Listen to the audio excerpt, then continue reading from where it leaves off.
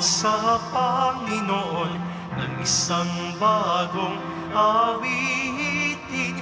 Magsiawit kayo sa Panginoon, buong sandaigdigan.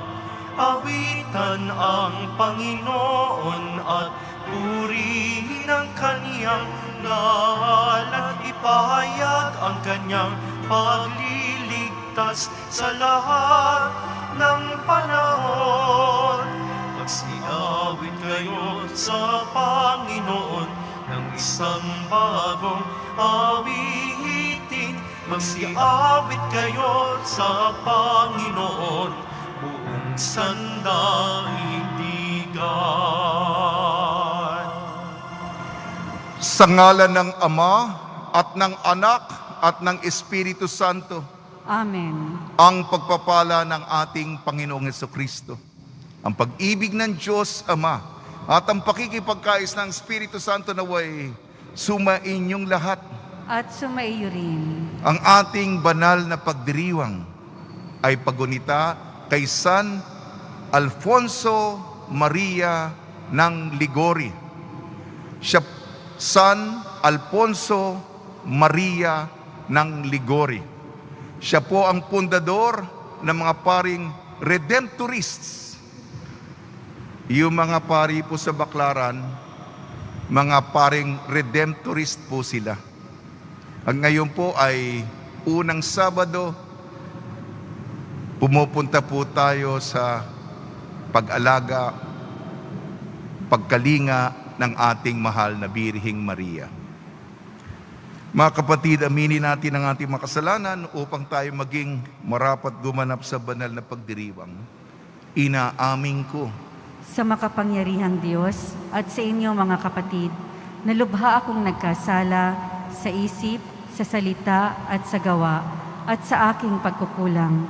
Kaya'y sinasamo ko sa mahal na Birheng Maria, sa lahat ng mga anghel at mga banal, at sa inyo mga kapatid, na ako'y panalangin sa Panginoong ating Diyos. Kaawaan tayo ng makapangyarihang Diyos, patawarin tayo sa ating makasalanan at patnubayan tayo sa buhay na walang hanggan. Amen. Panginoon, kaawaan mo kami. Panginoon, kaawaan mo kami. Kristo, kaawaan mo kami. Kristo, kaawaan mo kami. Panginoon, kaawaan mo kami. Panginoon, kaawaan mo kami. Manalangin tayo. Ama namin makapangyarihan, lagi mong dinudulutan ng mga bagong uliran sa kagitingan ng iyong sambayanan. Ipagkalo mong diwa ng obispong si San Alfonso Maria na nagmalasakit sa kapwa, aming matapat na masunod ang kanyang mga yapak upang makamta namin sa langit ang tinamo niyang gantimpala sa iyo sa pamamagitan sa Kristo kasama ng Espiritu Santo magpa sa walang hanggan. Amen. Magsiupo po ang lahat. Pagbasa mula sa aklat ni Propeta Jeremias. Noong mga araw na iyon, sinabi ng mga saserdote at mga propetas sa mga pinuno at sa buong bayan, dapat patayin ang taong ito, pagkat nagpahayag siya laban sa lungsod gaya ng narinig ninyo. Sinabi naman ni Jeremias sa mga pinuno at mga taong naroon, sinugo ako ng Panginoon upang magpahayag laban sa templong ito at laban sa lungsod. Gaya ng narinig na ninyo, kaya nga magbago kayo ng inyong pamumuhay at mga gawain at sundin ninyo ang mga utos ng Panginoon sa inyong Diyos. Sa gayon, mahahabag ang Panginoon at hindi niya itutuloy ang parusang inilalaan sa inyo. Ako ay nasa ilalim ng kapangyarihan ninyo. Maaari ninyong gawin ang anumang iniisip ninyong matuwid at makatarungan. Ngunit ito ang inyong tandaan. Pag ako'y pinatay ninyo, pumatay kayo ng taong walang kasalanan. Ito'y magiging sumpa sa inyo at sa lungsod na ito, pati sa lahat ng naninirahan dito, pagkat alam ninyong sinugo ako ng Panginoon upang sabihin sa inyo ang mga bagay na ito. Nang makapagsalita si Jeremias, sinabi ng mga pinuno at lahat ng tao sa mga saserdote at mga propeta, hindi dapat hatulan ng kamatayan ang taong ito, sapagkat ipinahayag niya sa atin ang ipinasasabi ng Panginoon. Subalit si Jeremias ay binabantayan ni Ahikam, anak ni Safam, kaya't hindi siya napatay ng mga tao. Ang salita ng Diyos. Salamat sa Diyos. Poon, ako'y dinggin sa panahong iyong ibigin. Poon, ako'y iyong dinggin sa panahong iyong ibigin. Iligtas mo ako ay sagipin.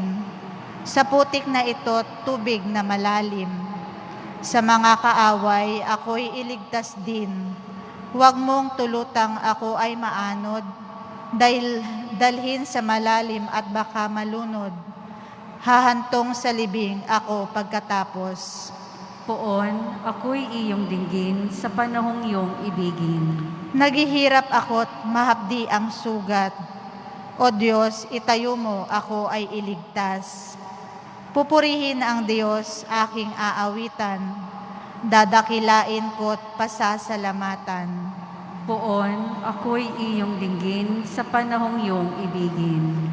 Kung makita ito niyong mga dukha, sila ay sasamba sa laki ng tuwa.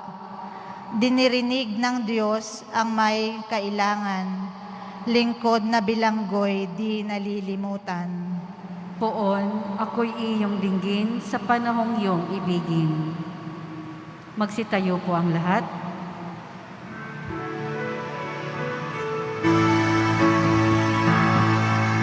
Alleluia, Alleluia,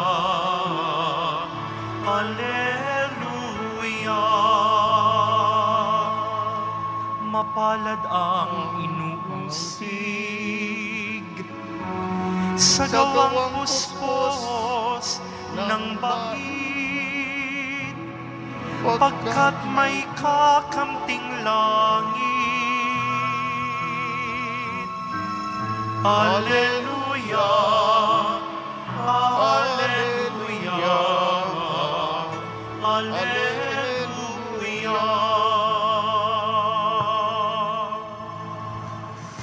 Sumainyo ang Panginoon. At sumaiyo rin. Ang mabuting balita ng Panginoon ayon kay San Mateo. Papuri sa iyo, Panginoon. Noong panahong iyon, nang makarating kay Herodes na tetrarka ang balita tungkol kay Jesus, sinabi niya sa kanyang mga lingkod, siya'y si Juan Bautista na muling nabuhay, kaya siya nakagagawa ng mga himala. Si Herodes ang nagpahuli, nagpagapos at nagpabilanggo kay Juan. Ang dahilan ay si Herodias na asawa ng kapatid niyang si Felipe.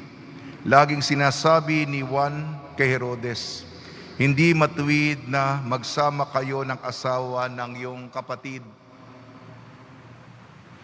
Ibig ni Herodes na ipapatay si Juan, ngunit natatakot siya sa mga Hudyo sapagkat kinikilala niyang propeta si Juan Bautista. Nung dumating ang kaarawan ni Herodes, sumayaw sa harapan ng mga panauhin ng anak ni Herodias. Labis na nasiyahan ni si Herodes, kaya't isinumpa niyang ibibigay sa dalaga ang anumang hingi nito. Sa udyok ng kanyang ina ay sinabi ng dalaga, ibigay po ninyo sa akin ngayon din sa isang pinggan ang ulo ni Juan Bautista.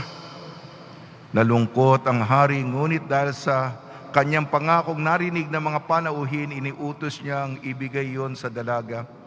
Kaya't pinapugutan niya si Juan sa bilangguan. Inilagay ang ulo sa isang pinggan at ibinigay sa dalaga. Dinala naman ito ng dalaga sa kanyang ina. Dumating ang mga alagad ni Juan, kinuha ang kanyang bangkay at inilibing. Pagkatapos, ibinalita nila ito kay Jesus. Ang mabuting balita ng Panginoon. Pinupuri ka namin, Panginoong Hesukristo. Magsiupo po ang lahat.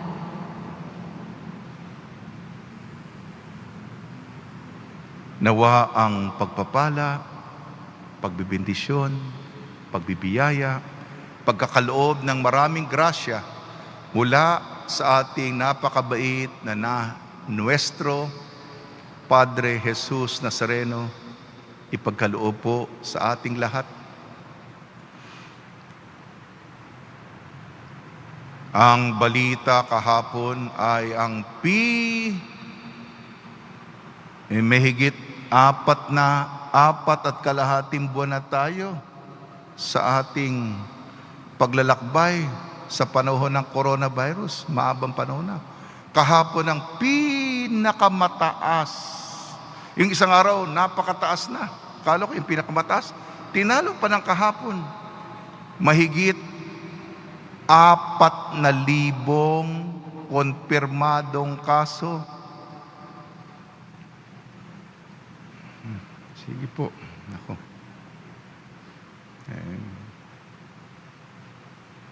Sana po ay nandyan pa tayo. Na sinusubukan po tayo kung gaano katatag ang ating pananampalataya. Bigyan tayo ng lakas. Ang tema na lumilitaw yung pag-uusig. Hindi nila tinatanggap ang propeta. Unang pagbasa, Propeta Jeremias. Sabi ni Propeta Jeremias, ang ginagawa ko, tagapagsalita lang naman ako, hindi po ito akin, ha? Hindi ko po ito imbento. Nanggaling sa taas ang sinasabi ko sa inyo. Alam ko hindi nyo nagugustuhan. Oh, sino to, ha? Akala niya kung sino to. Papatayin yan. Ayaw namin yung naririnig niya. Sige, ang hamon ni Jeremias. Kung ipapapatay niyo ako, papatayin niyo ang inosenteng dugo. Sapagkat alam niyo, nang sinasabi ko sa inyo ay talagang sa Diyos. Magkaroon naman kayo ng takot sa Diyos. Inosenteng dugo ang dadanak kung paiirali nila yung kanilang kapritsyuhan. Yan din ang tema sa ating ebanghelyo ayon kay San Mateo. Si Herodes, kasi si Jesus nagtuturo, gumagawa ng mga milagro, yung mga tao lumalapit sa kanya. Naisip tuloy ni Herodes ang kanyang pinapatay, ang ating patron na si San Juan Bautista. Ano yun? Laging may kwan. Nakita si Jesus na alala si San Juan Bautista. Bakit? Siyempre, makapangyarihan siya. Sino naman ang tututol sa kapritsyuhan ng pinakamataas? Takot lang sila sa kapangyarihan mo. Sinong gusto niyang babae? Makukuha niya. Kinakasama niya ang asawa ng kapatid niya. Wala naman mga has na sabihin sa hari yun. Kinakasama niya ang asawa ng mismong kapatid niya. Sabi ni Juan Bautista, hindi tama ang pakikiapid. Lalong-lalo na, mahiya ka naman. Kapal mukha ka naman. Kapatid mo, kanyang asawa, kinakasama mo. Yan. Yan. Juan Bautista ay inosenteng tao. Tagapaghanda lamang siya kay Jesus. Sinasabi niya, magsisit kayo sa inyong makasalanan, magbagong buhay. Maghanda sapagkat darating na ang mananakop. Ipapadala niya, maririnig ninyo ang mabuting balita tungkol sa karya ng Diyos. Yung kasamaan sa mundo, kahit ngayon, napakaitim. Yung mga pakana, pakikipagsabwatan. E ano yung plano nitong babaeng ito? Naku. Ang yung pinugutan ng ulo, nilagay sa pinggan, at ang nagdala sa kanya, anak niyang babae. Anong bang papasok sa utak mo? Baka yung iba ganun mag-isip. Paghihiganti.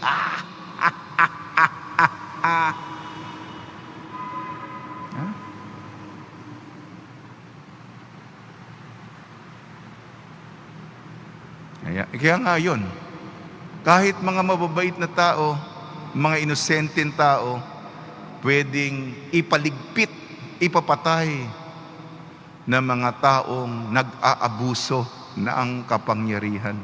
Dahil sa kaprisyuhan lang nila. Yan ang mundo. Sige po. Ngayon po ay kapistahan. Ginugunita natin si San Alfonso Maria ng Liguori, pundador, yung mga pari sa Baclaran, redemptorist po sila. Ang debosyon ng ina ng laging saklolo, lalong-lalo na sa araw ng Miyerkules. Di po ba? At ngayon gusto kong bigyan diin, ngayon ay unang Sabado. At ang unang Sabado, yung nagpakitang mahal na Birheng Maria sa Fatima sa 3 bata, ipagdadasal natin ang konbersyon, pagbabalik loob ng mga tao. Simple lamang. Ilayo tayo sa apoy ng impyerno. Dalhin ang lahat ng mga kaluluwa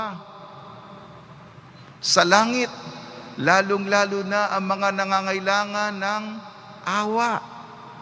Simple lamang. Tayo'y maiwas. Kaya yung debosyon ng 5 unang Sabado.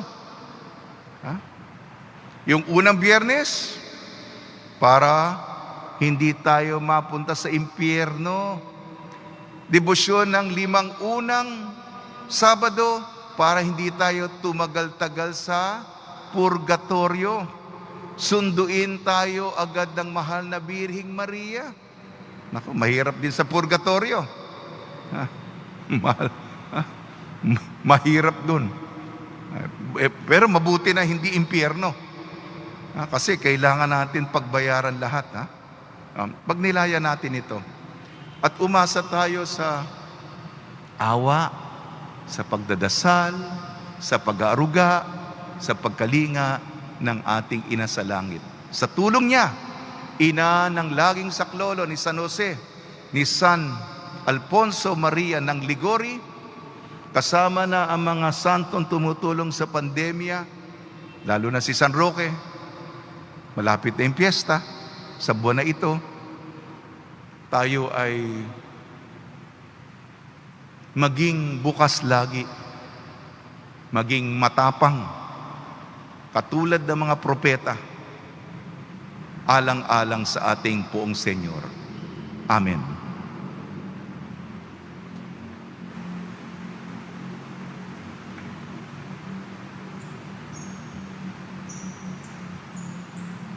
Magsitayo po ang lahat.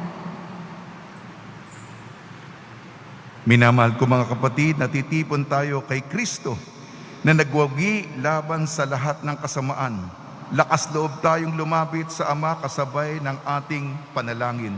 Tugon po natin, Panginoon, dinggin mong aming panalangin. Panginoon, dinggin mo ang aming panalangin. Ang simbahan naway mapanibago at magbigay saksi sa mga tamang pinahalagahan sa buhay upang makatulong na maitindig ang mundong nasadlak sa pagkakasala. Manalangin tayo. Panginoon, dinggin mo ang aming panalangin. Ang mga mandirigmang mga bansa naway matutong mamuhay sa pagkakasundo at pagtutulungan para sa pagpapanumbalik ng kapayapaan ng daigdig. Manalangin tayo. Panginoon, dinggin mo ang aming panalangin. Atin nawang itaguyod ng buong puso ang katotohanan at labanan ang patago at pailalim na impluensya ng kasamaan. Manalangin tayo. Panginoon, dinggin mo ang aming panalangin. Para sa ating humarap sa pagsubok na dulot ng COVID-19 upang mapuno ang ating mga puso ng pag-asa sa gitna ng dilim na dulot ng salot na ito. Manalangin tayo. Panginoon, dinggin mo ang aming panalangin. Makapangyarihan Diyos at Ama, habang itinataas namin sa iyo ang aming mga panalangin, nagpapasalamat kami sa iyong anak na siyang lumupig sa kasalanan at kamatayan. Siya na nabubuhay at naghahari kasama ng Espiritu Santo, magpasawalang hanggan. Amen. Magsiupo po ang lahat.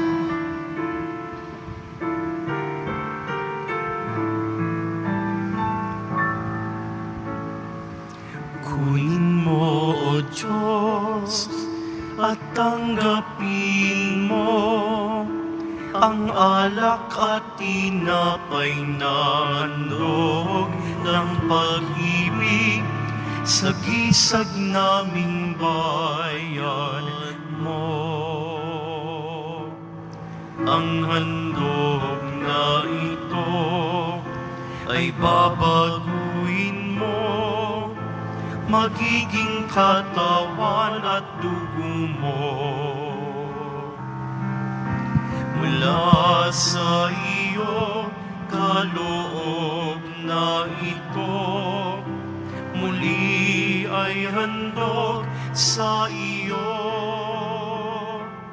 At lubayan mo, paghari ang lahat, ayon sa kalooban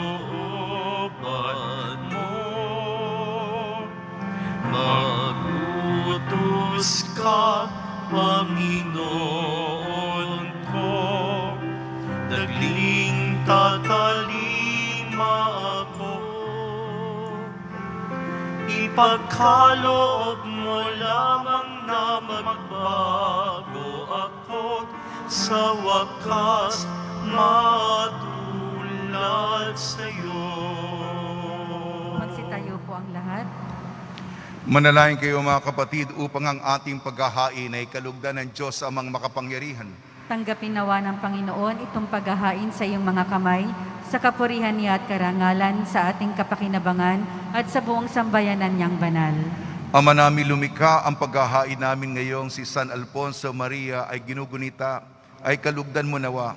At bilang tugon sa kanyang itinuturong kaalaman, ikaw ngayon ay aming pinupuri at pinasasalamatan sa pamamagitan sa Kristo, kasama ng Espiritu Santo, magpasawalang hanggan. Amen. Sumayin niyo ang Panginoon. At sumaiyo rin. Itaas sa Diyos ang iyong puso at diwa. Itinaas na namin sa Panginoon. Pasalamatan natin ang Panginoong ating Diyos. Marapat na siya ay pasalamatan. Ama namin makapangyarihan, tunay nga marapat na ikaw ay aming pasalamatan sa pamamagitan sa Kristo na aming Panginoon.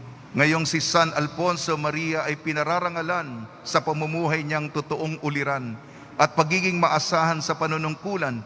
Kaya't si Jesucristo na maasahan sa katapatan ay inihahayag sa pangangasiwa sa sambayanan.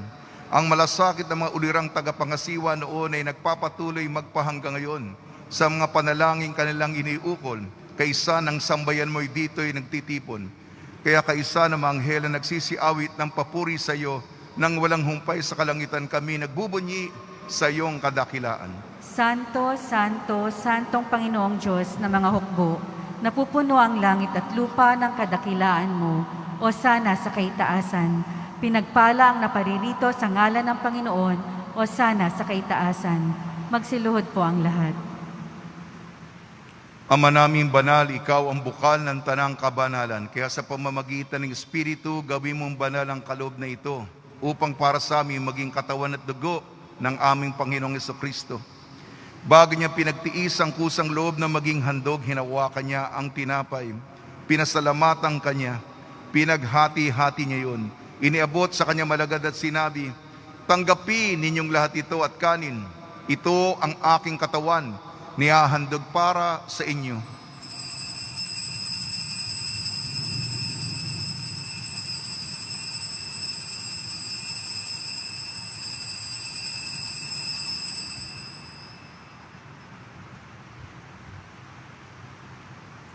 Gayun din naman nung matapos ang hapunan, hinawakan niya ang kalis, muli kanyang pinasalamatan. Inibot niya ang kalis sa kanyang malagad at sinabi, "Tanggapin ninyong lahat ito't inumin itong kalis ng aking dugo, ng bago at walang hanggang tipan. Ang aking dugo ni bubuhos para sa inyo at para sa lahat sa kapagpapatawad ng makasalanan. Gawin ninyo ito sa pag-alala sa akin."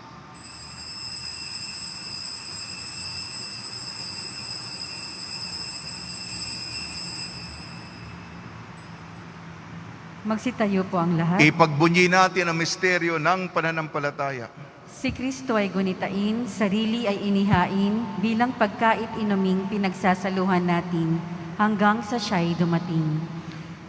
Ang mga ginagawa namin ngayon ng pag-alala sa pagkamatay at muling pagkabuhay ng iyong anak, kaya't inialay namin sa iyong tinapay na nagbibigay buhay at ang kalis na nagkakaloob ng kaligtasan.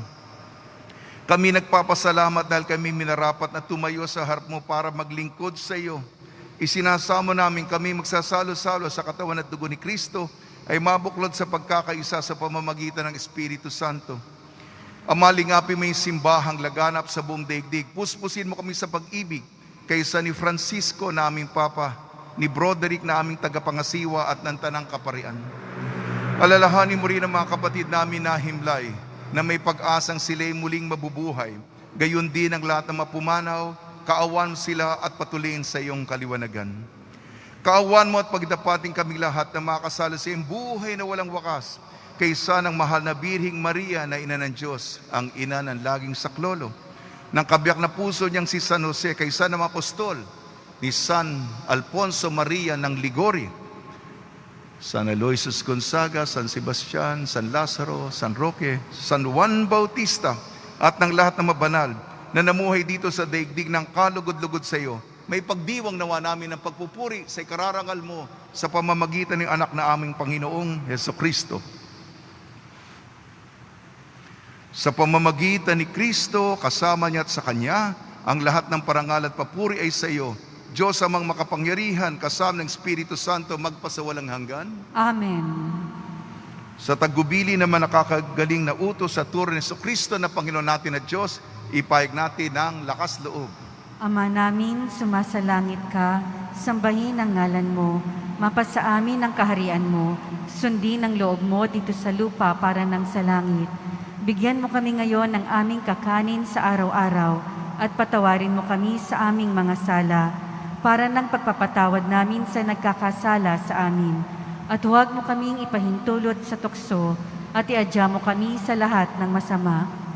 Hinihiling namin kami iadya sa lahat masama, pagkalooban ng kapayapaan araw-araw iligtas sa kasalanan at ilayo sa lahat ng kapahamakan. Samantalang aming pinananabikan ang dakilang araw ng pagpapahayag ng tagapagligtas naming si Jesucristo. Sapagkat iyo ang kaharian at ang kapangyarihan at ang kapurihan, magpakailanman. Amen. Panginoon Jesucristo, sinabi mo sa mga apostol, kapayapaan iniiwan ko sa inyo, ang aking kapayapaan binibigay ko sa inyo. Tungyan mo ang aming pananampalataya at huwag ang aming mapagkakasala. At pagkalooban mo kami na kapayapaan at pagkakaisa yun sa iyong kalooban, kasama ng Espiritu Santo, magpasawalang hanggan. Amen. Mga kapatid, mga kaibigan, sumainyo po ang kapayapaan ng ating Panginoon. At sumaiyo rin. Magbigayan po tayo ng kapayapaan sa isa't isa.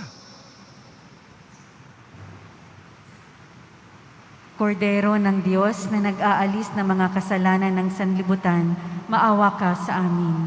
Kordero ng Diyos na nag-aalis ng mga kasalanan ng sanlibutan, maawa ka sa amin.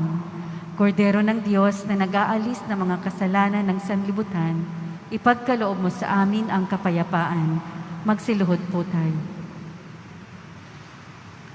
Ito ang kordero ng Diyos, ito nag-aalis ng kasalanan ng sanlibutan. Mapalad ang mga inayayahan sa kanyang piging. Panginoon, hindi ako karapat-dapat na magpatuloy sa iyo, ngunit sa isang salita mo lamang ay gagaling na ako.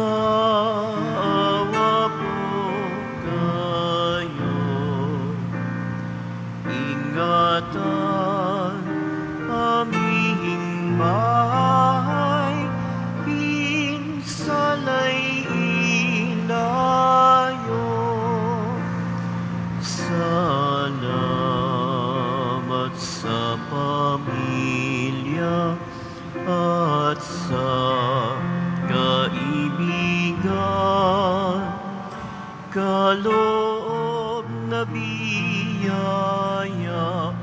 naway walang hanggan.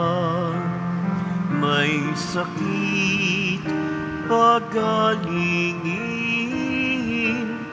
hirap ay mapawi. Amin pong panalangin, langit ay mapawi.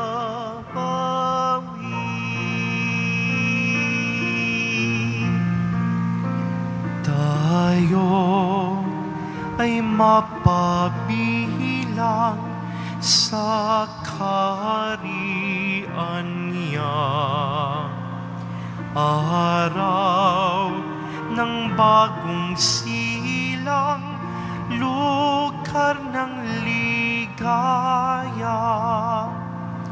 Kapiling si Maria, pati si San Jose, anghel na masasaya, apostol na Don Jose. Oong Senyor, purihin, haring nasa trono, kanyang alay sambahin, Viva Nazareno.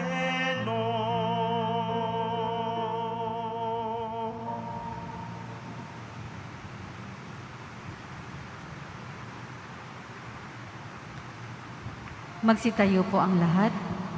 Manalangin tayo.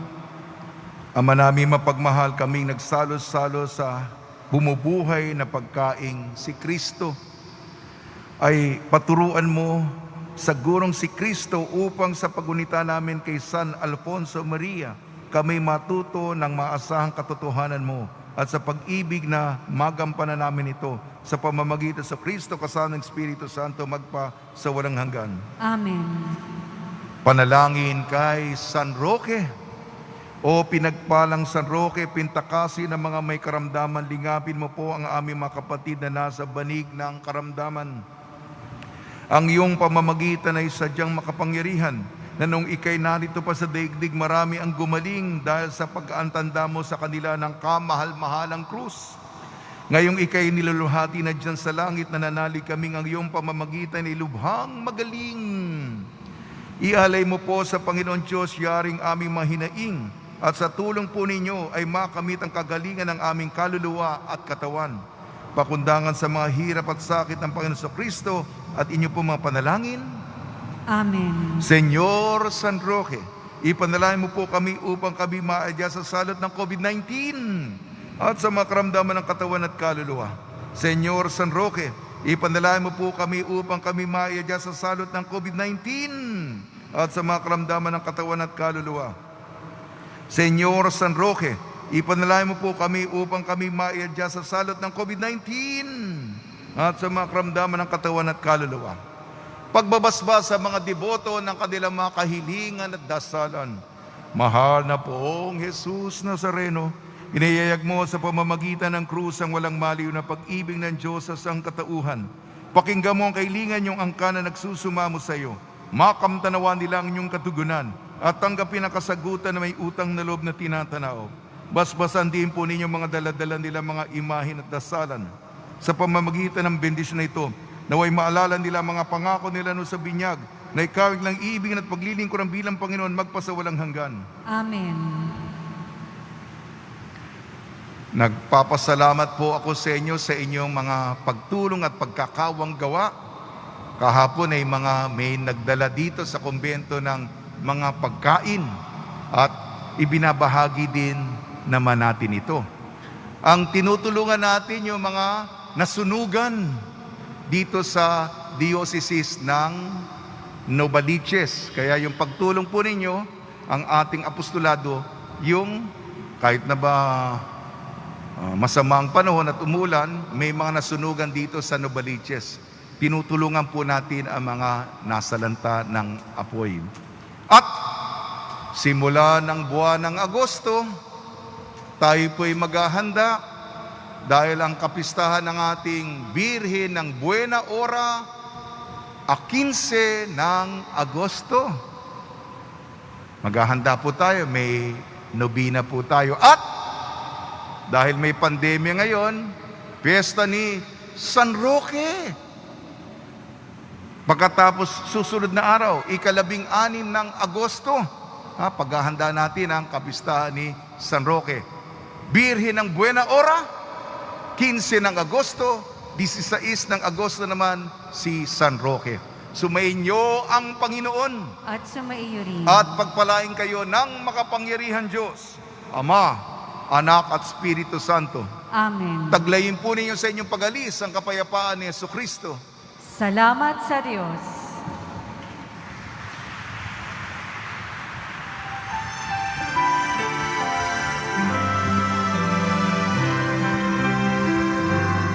Nuestro Padre Jesus Nazareno, sinasamba ka namin,